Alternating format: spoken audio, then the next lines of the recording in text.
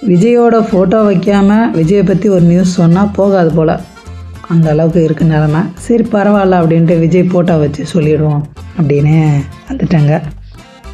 மதுரை மாநாட்டுக்கு விஜய் வந்தப்போ அவர் சொல்லியிருந்தார், விஜய் வந்து மதுரை வடக்கில் நிற்பார், கிழக்கில் நிற்பார், மேற்கில் நிற்பார், தெற்கில் நிற்பார் அப்படின்ட்டு. அப்புறம் தமிழ்நாடு முழுக்க விஜய் தான் நிற்பாருன்னு சொல்லும் ஒரு மாதிரி ஆயிடுச்சு.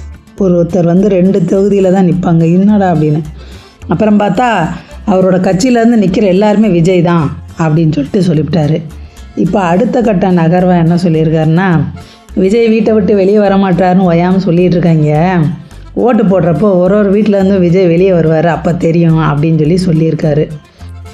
இது எப்படி அரசியல் பேச்சாவோ இல்லை யதார்த்தமான பேச்சாவோ எடுத்துக்க முடியுது?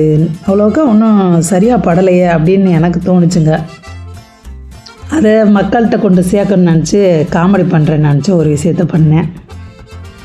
உன் பேர் ஆமா, உன் பேர் ராமசாமி. ஆமா, உன் பேர் என்ன? கருப்பசாமி.